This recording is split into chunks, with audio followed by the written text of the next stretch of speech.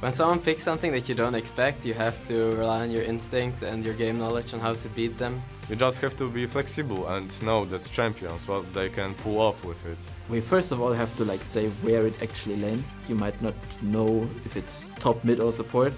If you get thrown off guard, you basically have to play your own game. You can't really answer it instantly. When we faced Gambit and they picked Cannon support. Well, it turns out that Edward wasn't trolling you when he said that Cannon support was going to be coming in from this one. I have no idea what counters Cannon in lane, so I fell back into something I know really well how to play. There will be moments when they kind of pick something unusual, and then you have the dialogue, this champion does this, so we need to make sure he cannot be effective. You just have to know every single champion really well to know what to expect. We play the game so much that we know exactly every ability in the game. Of course we don't know what they're called. I don't even know what the abilities of my own champions are called, but I know what they are doing. As a pro, you need to know how to play against every champion. Welcome back, everyone, as we are joined here by Coutard, the mid laner for the Copenhagen Wolves after that victory versus SK Gaming. Coutard, start by telling us about the plan going into picks and bans and maybe keeping you guys safe from going into another long-winded game that you lost versus SK last time around. Yeah, well, we had a couple of different plans revolving around their bans. And, well, Yasu was one of the plans, and he got banned out pretty fast. So we resorted to one of the other plans, which resulted in poke, mainly. All right. Yesterday you played versus Lulu. Today you played versus Lulu. You're probably the best guy to ask. How is it laning against her? What do you think is strong about her or weak about her? The problem with Lulu in the lane is she's really good at bullying you. She can, if she ever lands the E on you, you're almost guaranteed to get hit by the Q. I mean, since it shoots from the fairy. How come you were able to win against her this time around when it comes to the laning phase? Was it the champion pick as opposed to going with the Kayle yesterday, or was it the player? Thing is, yesterday I was winning the lane first by a misplay, especially by misjudging his runes. I got killed because he actually runs cooldown reduction, which allows you to throw 2 Qs from 1 E. And Jesus didn't run with this. All right. The game itself, though, you guys got quite a good lead. You got the Baron, you pushed down, got 2 inhibs, and then everything kind of slowed down. What exactly happened? Well, we really wanted to break our losing spree, so we didn't want to throw the game. We wanted to keep safe, just end it in any time we could. Yeah, just staying safe to know that you get that win, because you mentioned it yourself, a losing streak, had to get a win back on that board. How is it going with Copenhagen Wolves now? Why were there 4 losses in a row? Well, I think the losing spree started with us misplaying. We underestimated the enemies, and we did some stupid plays that got it started. And then we had a game against Fnatic. We played pretty well in that game, but Fnatic is a really strong enemy. And also the Gambit yesterday, I don't think we misplayed too hard. It was mainly Gambit being really, really strong. And how is the mood on the team? Because you come from Challenger Series, or the Challenger scene, where you won everything. You come into the LCS, and now you start losing in some games. You know, how are you guys keeping up with that? Well, of course you get a bit demoralized when you start losing. We did keep a good head, though. We focus on our mistakes, what we're doing wrong, what we should improve on, and just making sure that we step up our game. Don't take the losses too hard. How has the experience been for you personally in that mid lane, coming from the Challenger scene and doing so on? Then here, you're up against the best mid laners in Europe again. You've been up against them actually a bit last year as well. Well, I have been screaming them as well, so I got an idea what they do as well. But I mean, of course, it's a huge difference from being able to win almost every matchup to playing even with some, getting behind some, and winning maybe a couple. All right. What is your goal? I mean, when you went into the season, you qualified for the LCS. What was the goal there? And what is your goal now that you have seen the competition, you played some games? Is it the same one as before? Well, I guess the goal is always to win it. I mean, if we can get #1, that would be great. However, I don't think that's a very realistic goal. So we're going for top 4, I guess. We still think it's doable, even though we're on a bit behind now. Every team, of course, can come back. There are some tough teams out there in the league, and 2 of those are Super Hot Crew and Gambit. They'll be facing each other up next. Who do you guys think will take this one? I mean, Gambit is the favorite, but we are in Europe, and the teams right here, they're beating each other left and right, so it's kind of scary for me to predict it, but I'll give it to Gambit. I'll give it to Gambit as well, especially judging of how well they played recently. I really think they will win. 2-0 for you guys. And now we're going to see what you guys had to say on Twitter. Of course, today we asked you, which European LCS player do you feel is the most underrated and why? We got a lot of great responses, and here are some of our favorites. The first one is from @Tarawi Abdullah. I think people don't give enough credit to what Svenskeren does for the team. His counter-ganking is very impressive. Yeah, Svensson for me is one of the the better junglers we have in Europe, and every time he's doing well for SK Gaming, they win the early game and they go into the team fights with him, and he's constantly making plays and setting up kills. So for me, the fact he's being a little bit underrated is a shame, because I really think he's been stepping up. The second tweet is from @WBBars. Genja, he has had some awesome performances that have flown under the radar because of the popularity of Alex and Diamond. I think this is completely accurate.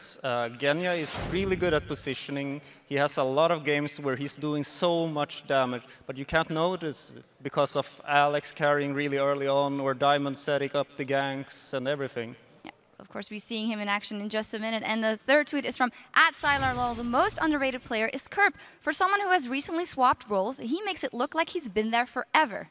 Well, that's one of Kerp's really strongest sides. He's a really good all-around player, and every time you see him in solo queue, he always plays different roles. So I mean, this swap for him, of course, it should be really hard for him to keep up with the best mid laners in Europe, but he's doing a good job. Yeah, very impressive from him. We always love hearing from you guys, of course, so keep the discussion alive throughout the day. You can find us at LOL Esports, and be sure to include the hashtag LCS. So while you key in your 140 characters, let's send it back to D-Man and Quickshot to get the game on. Thank you very much, Shox and Deficio. So, coming up, it is the Super Hot crew facing off against Gambit Gaming. And this is, of course, a rematch of Week 1, where Impaler, well, he played Shinzao and it did not go well. 1, 8, and 10 in that game. Not a great result. No. And, of course, yesterday we saw the Super Hot crew getting unceremoniously destroyed by a resurgent Millennium. That is a phenomenal sentence, and it is the best way to describe the game. Super Hot crew got completely picked apart by Millennium. They didn't have the fastest decision-making. They fell behind early, and they never really got back once Millennium started accelerating ahead. Creatine went unkilled on his Lucian. Kerp was popping everyone with his LeBlanc.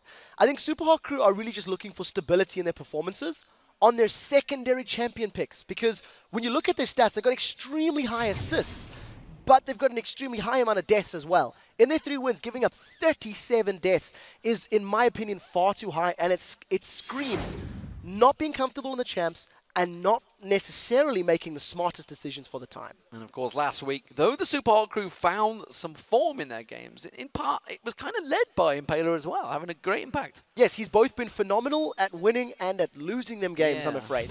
He's finding champions that he can help his lanes with. He had a strong showing on Pantheon. I want to see if he can do more with more champions to have an impact. I was banned out, he lost all his games. He's won games on Pantheon, I'm expecting it to be banned out, and I want to see if he goes to something different, if he goes back to Vi, if he goes to Wukong or something similar.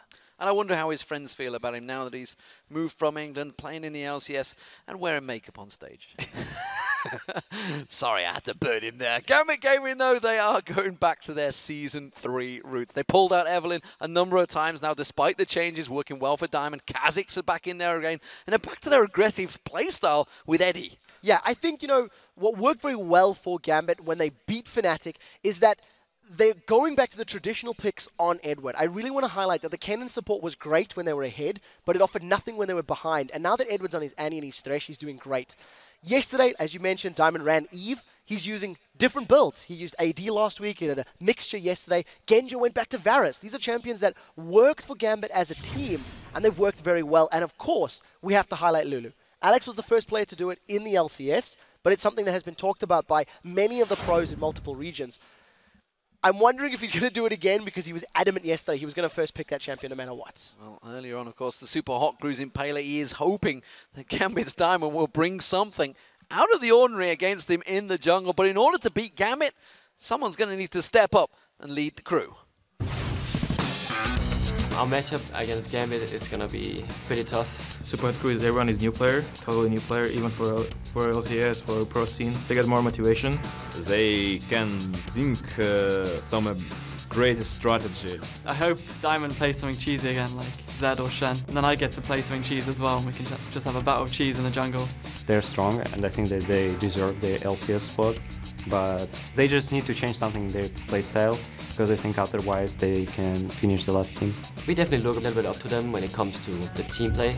They're a team that we can learn a lot from. I think that they don't have like the star player that is carrying the team. We have to have a leader in our team. We are kind of quiet when we are behind, and no one really wants to say anything. We just need to learn how to shout the games and play more on a competitive scene instead of just being good players. We need someone to step up and say, this is what we're gonna do. And it's very interesting contrast when you look at Alex, it's thinking they haven't really got a superstar yet. If you think back to Diamond's interview, back in, I think it was week 1, maybe week 2, his summary of the first week saying, Mr. Rales really has stepped up in the LCS. He's already always carried me in solo queue, and he's doing it in the LCS. Yeah, Impala's words nailed it down. They are individually good players who have made good plays. They just need to extend their champion pools and make better decisions as a team around objectives. That's what's going to help them here on the LCS. Well, let's see if they do that. So let's check out those starting lineups. On the blue side, it is going to be the Super Hot Crew. In the top lane, it is Mima. 19 KDA last week. Let's see if he can continue this week. Impala in the jungle, Moops in the mid lane, Mr. Rales, and Mixer as the duo lane. And of course, on the red side, it is Gambit Gaming. Darian up top, Diamond in the jungle, Alex in the mid lane, Genja as your AD carry, and Edward as your support. So those are the teams. What are we expecting to see coming into picks and bans? Okay, so for the side of Super Hot Crew, the trends that we've seen is either target banning Impala, removing the junglers from the game and denying him an impact-making champion. Alternatively, we've seen a lot of attention be given to Moops. Yesterday in particular, we've seen Morgana, Gragas, and Ziggs, I think was banned out if I recall correctly. Moops is another player who he likes his long-range pokey champions. If he doesn't get his hands on one, he's not going to have as big of an impact for the Super Hot Crew. I also feel maybe taking the Lucian possibly away from Mr. Rales kind of really disrupts them. Yasuo continues to be that first ban. Sooner or later, we're going to see someone here landing one of those 5-man ultimates in the LCS, but today it doesn't seem to be the day. If I was Super Hot Crew, I would ban Evelynn. I would not want to deal with Diamond Prox's Eve, and I would also consider a Lulu. How do you deal with the Lulu in the mid lane? If they get the Kayle again, it can work well. You know, Alex was able to 1v1 Coutard yesterday, but Moops has had some time to think about it. So we'll see if they want to consider removing it from the game. I am not sold on that one yet. They have left Evelynn open. It's down to Gambit to maybe go for. Maybe they're going to first pick it. I don't think I've seen Impala playing it, and I don't think it's a champion he will go towards. But again, it is Impala being focused. You mentioned it earlier on. Elise and Pantheon already taken out by Gambit. I wonder if they want to go maybe, 3 jungle bans and go for Vi or Wukong. Make sure Impala is forced into his 4th champion. Over on the side of Super Hot Crew, that's 3 mid lane bans. These are champions that they've target picked Alex, who I just got it in my head he wants to run Lulu. And I don't know if those are optimal picks. We'll see if it works out that way. Well, and we were looking at previous games before, and they talked about it against Fnatic, actually. Edward talked about it in the pick and ban phase and said, they targeted all 3 bans to Alex, and all he wanted to play was Zed, so maybe he's going to return to that one. Lee Sin was the final ban, so all 3 bans on Impala. We'll see what the Super Hot Crew go with here. Wukong's a potential for Impala. Yeah, and I was going to say all of the supports are up. Your Thresh, your Leona, your Annie. Also, your farm-heavy mid laners for Moops is available as well. If he wants to go for a Ziggs, for a Gragas, anything along those lines, they're going to have their option. I think Super Hot Crew first picking Thresh not only denies it from Edward, who is a great Thresh player, I almost think Edward's going to go towards the Annie. We could see something like a Jinx Annie here, Lucian Annie, whatever. Gambit wants to run for the AD carry and support because when they get Jinx, Genja does really, really well. Maybe after seeing Warwick being played yesterday again, Darian's going to be thinking about it. It was certainly played very well. As it is, Darian and Diamond making those choices. Long choices here for Gambit. Normally they're very quick and snappy at clicking them in, unless it's Edward, of course. He likes to go through Teemo and everything else. I think, once again, with Super Hot Crew stealing the Thresh away and not revealing anything right now, they haven't gone for a Brave pick.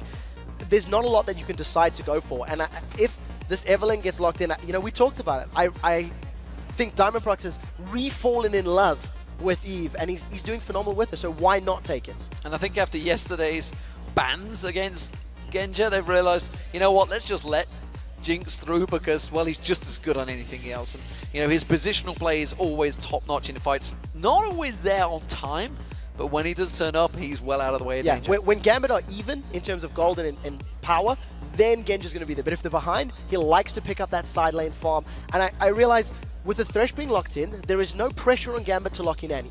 So using the first 2 picks to grab, like priority picks, like that Jinx, like that Eve, is smart and safe. We may see the Annie in this next round if they go for the, unless Gambit are feeling very brave and they want to go for their Kanan or their Mumu, which is something that we've seen Edward doing already this split. Ooh, Kale, of course, left open. We'll see whether the Super Hot Crew lock this one in for Moops. Of course, as you mentioned, Lucian. Well, it's a champion that Mr. Rallas has pretty much relied on to get wins for the Super Hot Crew and trying to carry them through.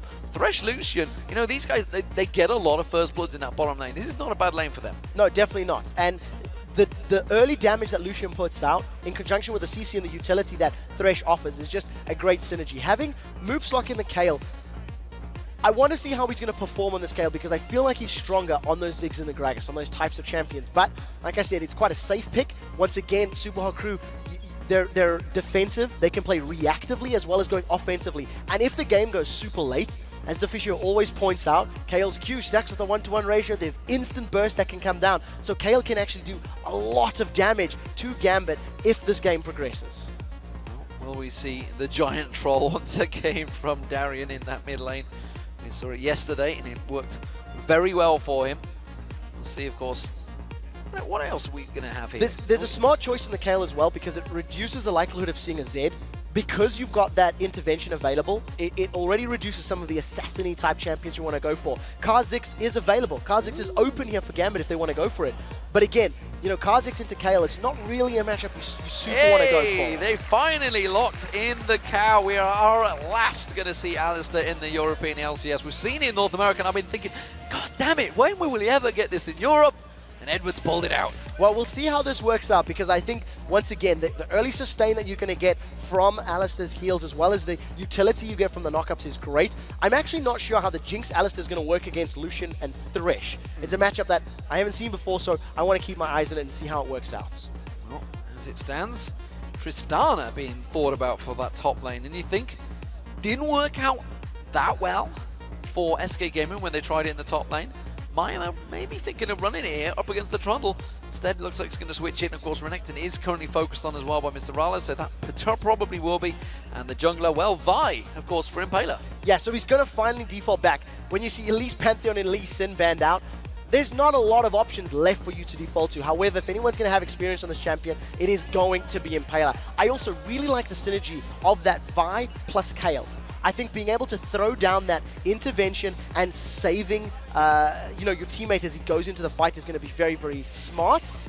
And I want to see what Gambit... They lock it in. They locked in again. It's going to be another Lulu for Alex. It's second game running. So with this in mind, I really feel like Super Hot Crew have wasted their bans here. I think listening to the way Alex spoke about it and the way he played yesterday, you could theorize that if you banned out Jinx and Eve, you could have had more favorable matchups because these are champions that Gambit have been destroying with. And with the amount of damage that's there from Gambit, plus the wild growth from Lulu, I think it's great.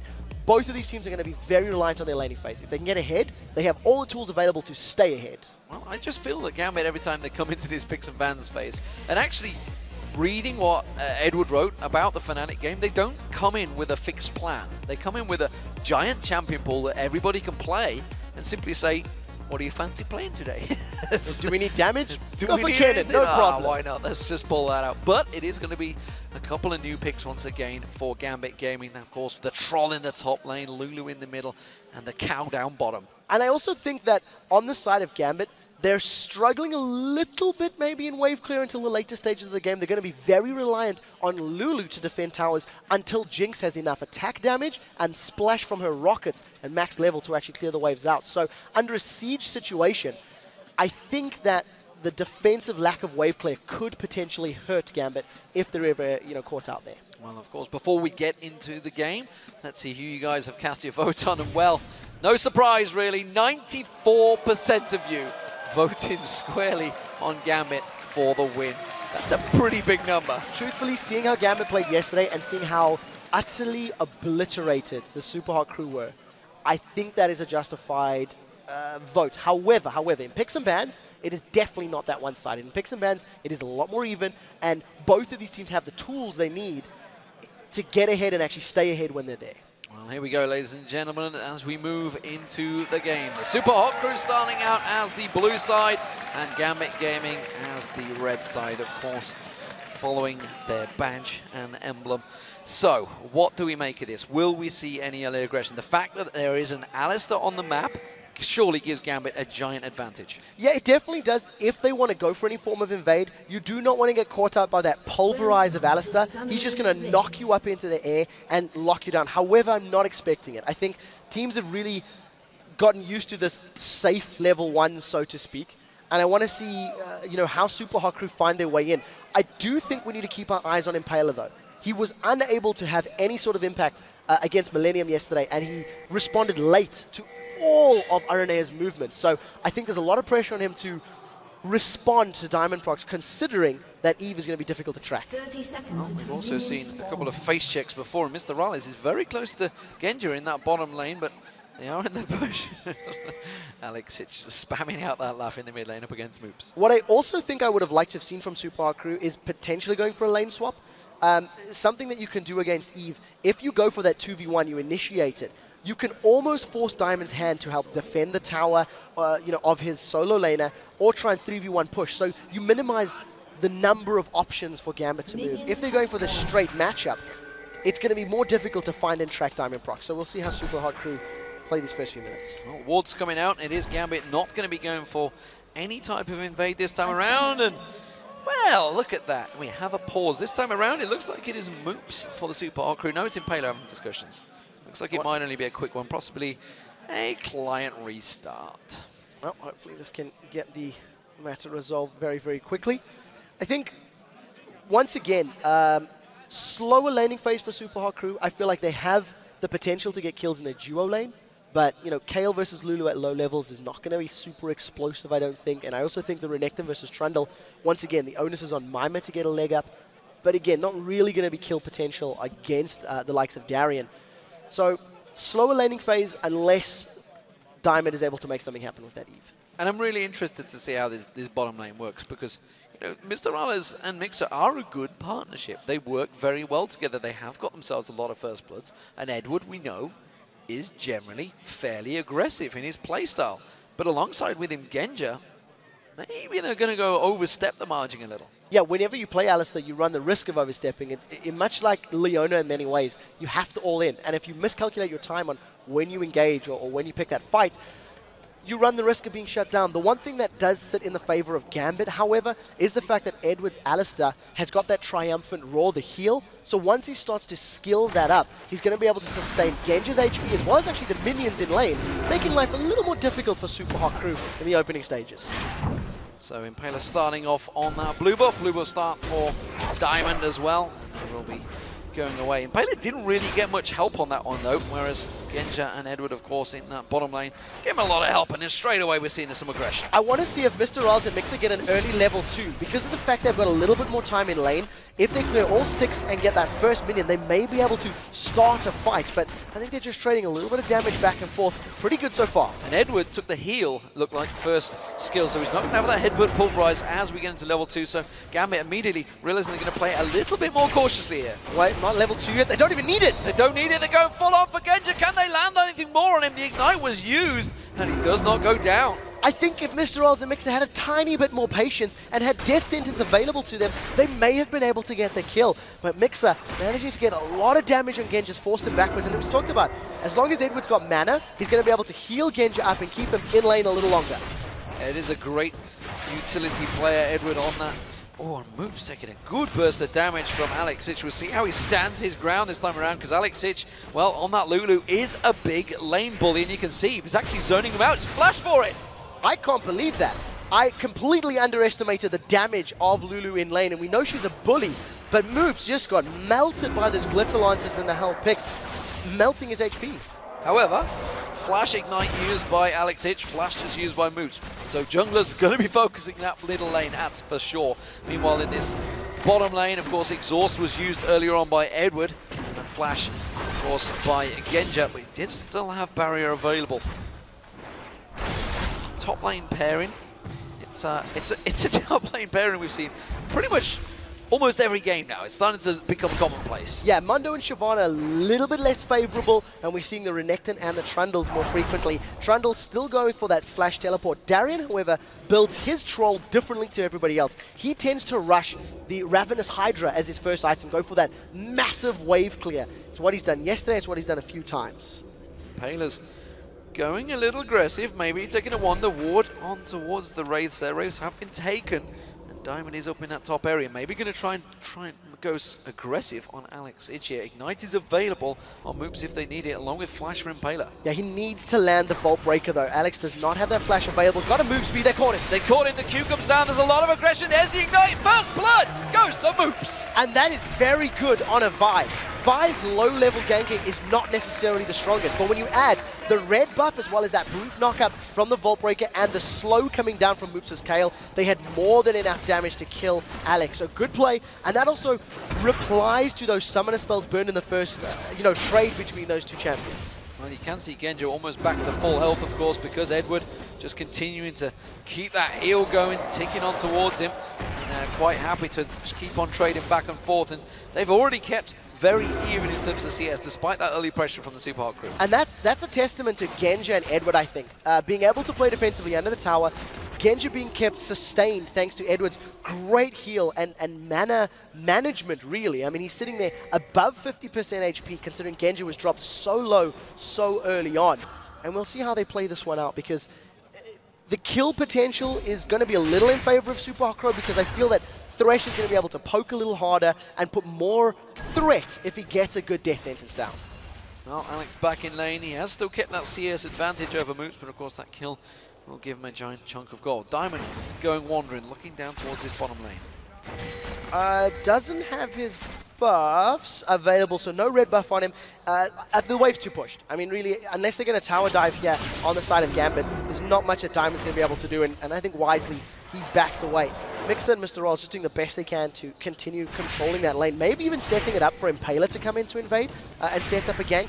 Moops is a little bit deep up this wave, and Diamond really wants to get in. But again, there's not a lot of CC with the exception of Glitter on slow. They're going to try and go for it, but look, Impaler just drifting past the vision of the top area, going towards the zone jungle. Diamond is still sticking around here, trying to leak some of that experience out. Notice the positioning of Alex. Every time Alex moves further down the lane, Moops backs away. I think Moops is, I don't want to say reading the situation, but he's aware that if Alex comes in to try get a Glitter Lance or a help picks down, he's going to be in a little bit of trouble. And once again, as soon as Alex moves forward, Moops backs off. And just caught vision of him there as well. He did hit level 6. Darien, meanwhile, in this top lane, he's going to get stunned out. Mima putting damage on towards him, and Darien having to use that ultimate to keep himself alive. Mima won the trade, 1v1, but he hasn't got a big CS lead. We've seen in the previous game how Renekton is able to generate a CS lead. Freddy did very well in that particular game. Darien, once again, used the subjugate, survives, gets away, but hasn't lost anything yet. Of course, Darien yet to go back and buy. Meanwhile, Mima, of course, had gone back, got that pickaxe and the long sword. As it stands, we do see yet more invading. Blue buff's going to be picked up here for Alex Itch, but Impaler's doing a great job of really pushing Diamond's jungle.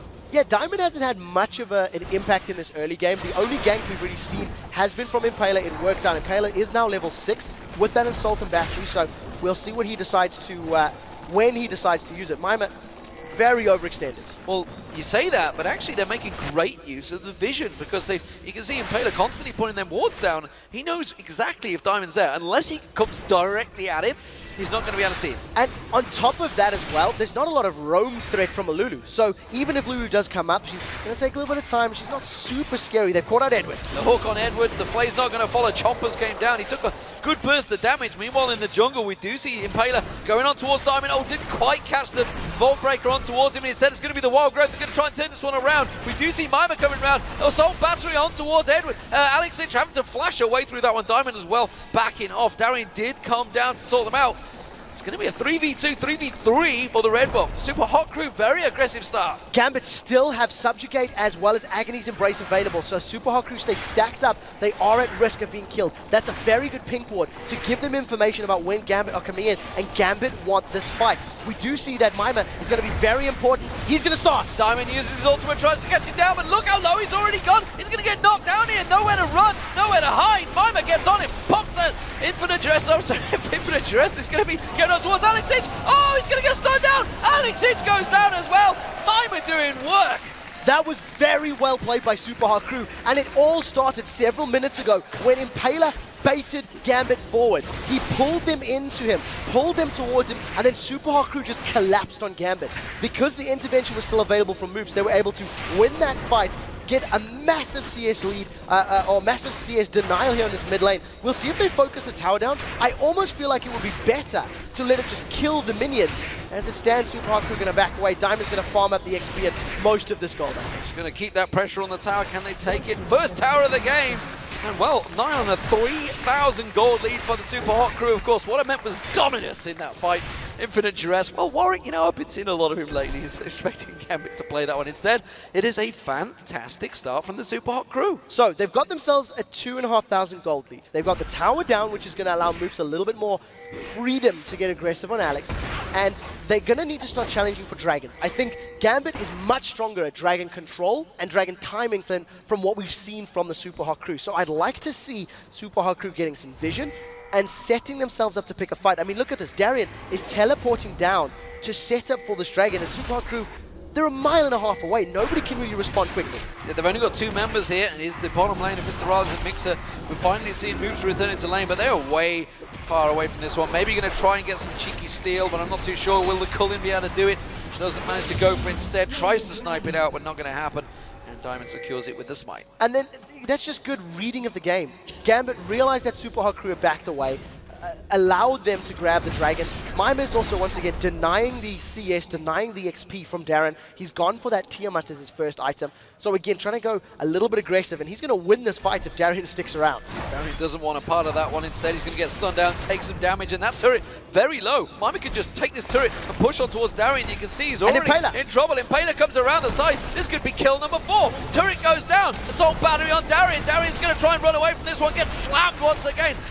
Pillar of Ice not going to quite be enough. They can dive on towards the tower. Darren's going to go low. Diamond comes in. It's just about enough for Darren to run away. Yeah, no ignite. So that means Mima was unable to pick up the kill. Mima is a lot more powerful than Diamond is right now. And look at this. He's picking it. Diamond in all sorts of trouble. Mima just chewing down the health of Diamond Prox and single-handedly melts him on the turret. That is a 3-0 Renekton that basically 3-shotted Diamond Prox. He's got a good amount of HP to work with, and with that Tiamat already built up, he's got damage and lifesteal. Gambit are going to have to invest a lot of resources to shutting Renekton down, and Mima needs to rotate for the rest of his team. If he can make those plays and those kills happen in team fights, they're going to be in trouble as Edward's caught. Edward Hawksby manages to headbutt Mixer in towards that tower, has popped his ultimate. He should be able to walk away from that one. Mr. Rala's going to try and use anything it can. The Cullen not really doing as much damage as he'd like, but Genja's already taken a burst as well.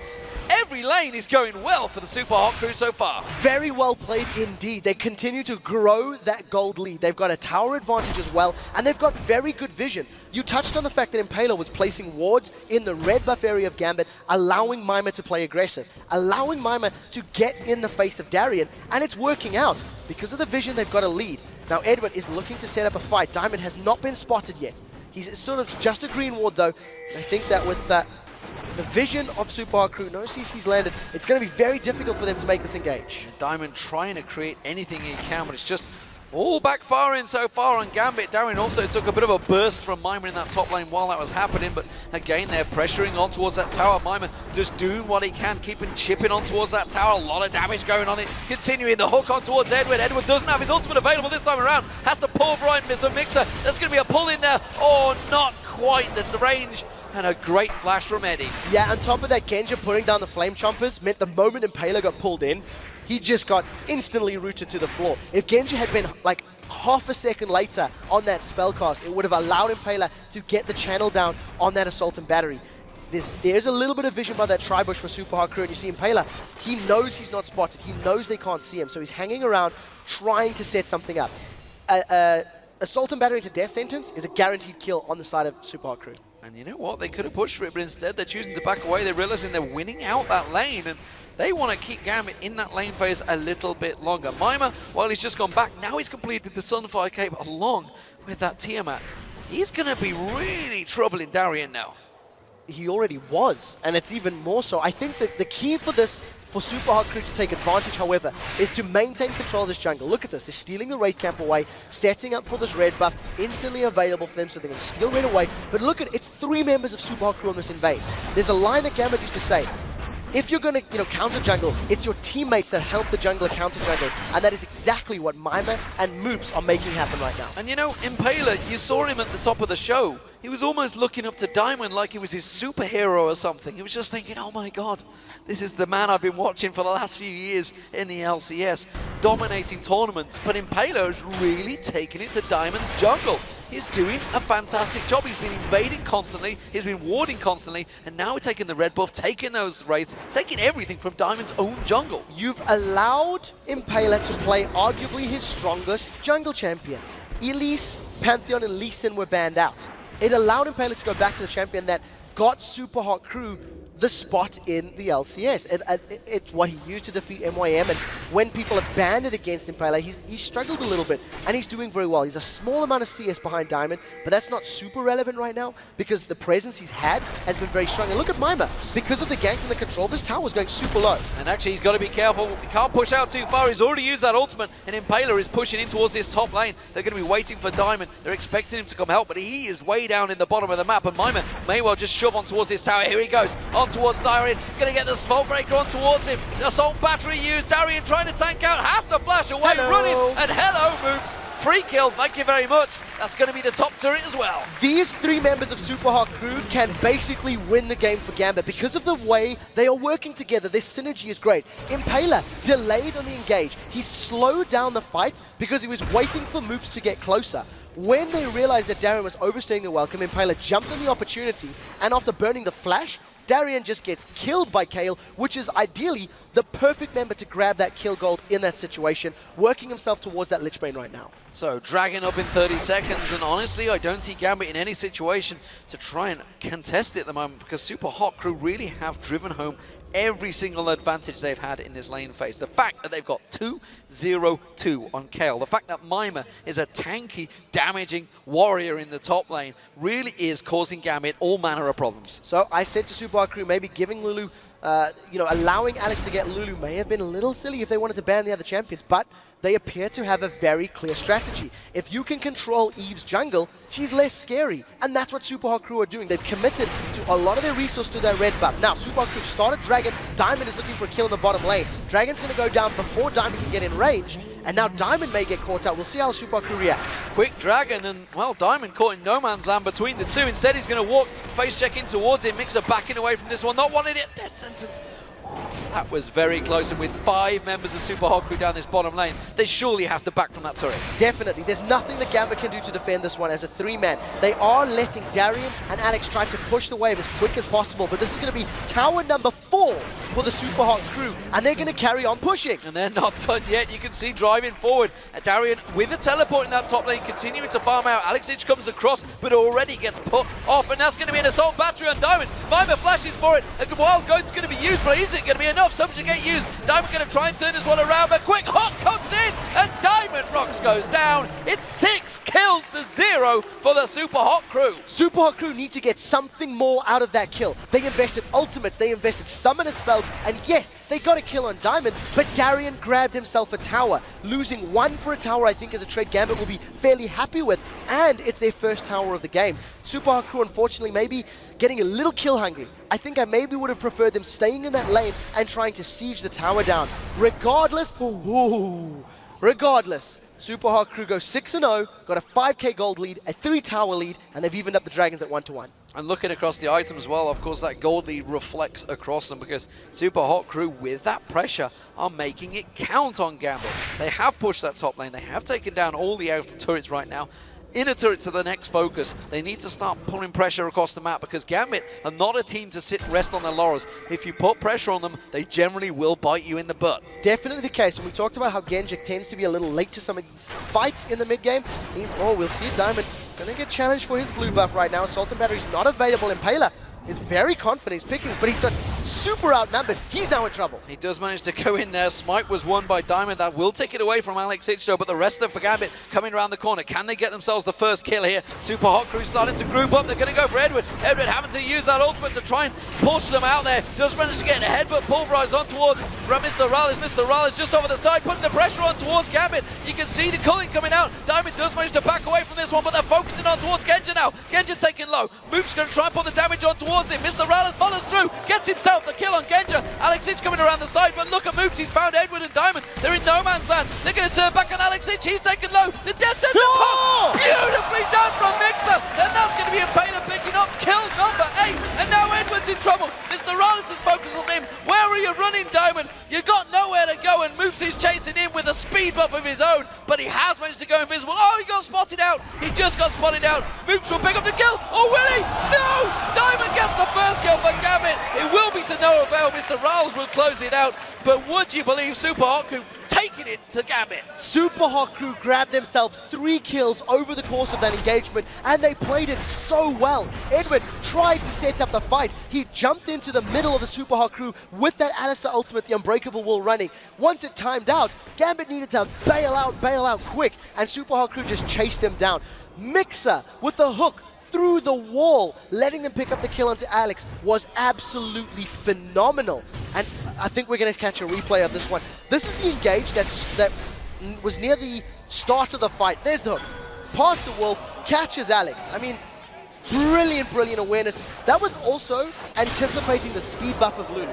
When she threw down her whimsy on herself, she guessed that movement speed increase, and great play by Super Hot Crew. Well, 20 minutes into this game, I was not expecting to say that Gambit are 6,000 gold behind Super Hot Crew. A fantastic start for the Super Hot Crew, who themselves had a pitiful game yesterday. In fairness, it was disastrous against Millennium. Can they turn this game on its head and take it to Gambit? 94% of you voted for Gambit, and right now, it's not looking good. So Super Hot Crew are looking for a pick onto Alex. You just see the strength of that Glitter Lance while the minions are in a nice straight line. Glitter Lance alone could be enough wave clear to allow Gambit to defend towers and stay relatively safe. However, if Impaler and Mima can use their ultimates together, get onto Alex and maybe pick up a kill, like under a tower dive or similar, that could be Super Hot Crew's way in, because there's not a lot of wave clear from the rest of the team. Pressure from Super Hot Crew on towards this inner turret. Darian is off at the side. He has got teleport available. Look how quick they're churning this turret down. It's going to go down, and would you believe it, nothing that Super Hot Crew, Edward, going to take a little poke there. Zap comes out from Genja. We are seeing Darian backing off, but Super Hot Crew just walked in, took the turret for free. Yeah, and that was the exact problem that Gambit have right now. They don't have a Ziggs or a Gragas or something to splash damage the wave away. To be fair, Super Hot Crew, outside of the Lucian and Kale, don't have the strongest themselves, but they've got a 6k gold lead. They're in the position where they're sieging towers and forcing Gambit to react. Mima continues to split push. He is so strong right now that nobody from Gambit can 1v1 him, and the rest of Super Hot Crew are staying tightly knit, keeping their vision up, and trying to look for kills. They're going in on Alex. They've got him. They're going to try and catch him down. There's nothing he can do about that one. When you're caught by 4 members of one team, you cannot escape it. They've got a big stack in the top lane, though. Baron. They've got no objectives to go for other than the Baron. Now, they have very good vision around this red buff. They're going to be able to pick this one up relatively safely. They've got so much damage grouped up, and Mima can run interference for them. This is a great pick for Super Hot Crew. They wanted Alex. They got Alex. They had a ward in the back, but it's been cleared out. Nowhere to teleport for Darian now. He's going to have to get something down, and look at that. Mima single-handedly taking Diamond well out of this game. The headbutt pulverized will come out from Edward. They're trying to run interference, but Diamond can't get close. Mega Death Rocket's not going to land. He finally does enough damage, but again, wow, 22-minute Baron for the Super Hot Crew. And now Diamond, you are dead. Oh, he's going to be able to get the speed buff. Does manage to run away. Mima wasn't able to chase him down, but he did get the Agony's Embrace. We do see Alex's respawn, so I think Super Hot Crew, they're going for another objective. They want the Dragon this time around. They are going to be so wealthy right now, all sitting at 1,500 gold already before picking this Dragon up. And this is going to give them such a strong item lead. Darian might get caught. He gets away. He has to run fast as well. Snowball coming out from the Super Hot Crew. It is nigh on an Avalanche with a 10,000 gold lead. I did not expect to be saying that in this game. Gambit themselves are on a 3-game win streak, trying to chase that #1 spot. They would take it if they were to win this game and take it away from Fnatic, but wow. Super Hot Crew, a loss to those would be not something Gambit will be happy about flying back to Russia. And something that is so important to note here for the Super Hot Crew, the kills are on all of the carries. 3 kills on Mima, 3 kills on Moops, 3 kills on Mr. Roz. When these fights are happening, they're even getting the gold to the necessary players, to the carries in their team. They get a strong early and strong mid game, but now is the toughest job. The toughest task is getting onto those inhibitor turrets and closing it out. And for a very, very young team like the Super Hot Crew, we'll see how they handle it. I'm expecting a tower dive with Impaler, Mima, throwing themselves in, an intervention on the relevant target. If they get a kill quickly, that's how they win the fight. But if they don't get that kill quickly, it's going to be a little difficult. There is almost a 3,000 gold lead by Mima over Darien. He's really bullied out that top lane. Maybe putting an end to the debate about Renekton versus Trundle, because he is just single-handedly bullied it. Impaler, of course, has helped him quite considerably in that fight himself, and you can see across the board all those gold leads being picked up. Big advantage as well for Mr. Rales up against Genja. So, fantastic start to the game, but as you mentioned, how are they going to end it? Yeah, I really think the tower dive is the only option for them right now. Looking at the items very quickly before these next fights break out, if you look at the top lane there, Mima's still sitting on that Tiamat. He's got a Banshee's Veil completed, as well as Moops with the Lich Bane now. We see Mima coming in from out. They've got Diamond! Diamond is in all sorts of trouble. Mima comes around the side. Wild Growth having to be used with the chompers to just keep him safe, but that's an ultimate burn. Just trying to save out that jungler who, honestly, after yesterday's fabulous game, 4-0-12 he ended. He's on 1-4-0 right now. This inhibitor turret is going down. They don't even have minions right now, but they're going to continue this siege. As this wave catches up, with the Baron buff regen, Super Hot Crew are in a very, very good position. They didn't burn any ultimates in that last little catch, and there's no wild growth for another 30 or so seconds. Continuing to get auto attacks down, this is going to be a very big fight. Chomper separated off the side, but Mr. Rales doesn't care about that. He's focusing the inhibitor turret. One more hit will do it. Impaler just straight assault the battery on towards Genja. Alex is caught out here. Mima's all over him. He's going over like a rash, and Genja goes down. Edward trying to do what he can, but Death Sentence closes that one out. It's 3 kills and an inhibitor for Super Hot Crew. Incredible performance. They might even be able to finish. They've got so much help to work with. Intervention is still available for Moop. Super Hot Crew are on the Nexus turret. What the hell is happening here, ladies and gentlemen? The Super Hot Crew, they take down one Nexus turret. They take down the second Nexus turret. They are going to beat Gambit Gaming on stage. And this is incredible. 25-minute game, 13 kills to 1. The Super Hot Crew have done it. I cannot believe it. That was utter destruction. Gambit had no reply. Mima, Impaler, and Moops. 3-man Gambit's early game. They invaded, they had vision control, they controlled Diamond's buffs. And this entire audience was stunned in silence. What a performance, ladies and gentlemen, by this young team, taking the Gambit All-Stars really by complete surprise. I will say, to their credit, in-game, they was GG well played, good sportsmanship between the two, and everybody standing up, shaking hand, as you should, as a team. But that really is going to shock Gambit Gaming. They were looking to try and take the #1 spot. Instead, they're suddenly slipping well away from it. And you know the scary thing, with the exception of the Lulu, pick, Gambit were on their come for champions. I mean, okay, Alistair as well, I guess. We can throw that in there. Annie was available. I don't think it would have made a difference. It's a similar sort of play style. In lane, however, Annie would have given you more strength, but it wasn't about either the mid, really, or the bottom lane. It was just Mima invading with Impaler so early on. Mima got 3-0 on that Renekton, and he made that lead count. They were not afraid to challenge Gambit on everything, and they won most of those challenges. And, you know, it falls back to the old adage. Don't let Impaler on by. He's got 100% victory. And now that he's done against Gambit, I don't think we're going to see it for the rest of this split. No, I really don't think you can. I mean, I have to say as well, every single member of Super Hot Crew did well. Mr. Rolls and Lucian, he cleaned up so many fights once the fights happened and he was involved. I think Mixer, that is a hashtag LCS big play if ever I've seen one. That Death Sentence hook over the wall, curving the bullet around the Wolf Camp to grab Alex. Very, very good play, I'm blown away. This is something SK did on Friday last week. They just surprised me. They really exploded in their games. And now Super Hot Crew just exploded in today's game. Well, crazy stuff. You know, 1-year-old birthday for Alex Sitch's child. And he wanted to celebrate it in the interview. He was quite confident that he was going to get it, but it's not going to be. It's going to be the Super Hot Crew we're going to be speaking to. What a performance. I was overly critical in picks and bans, and I wondered if it was smart to give the Jinx and Evelyn away. And I think the way Super Hot Crew handled EVE is a little different to what we've seen. They had heavy red buff pressure.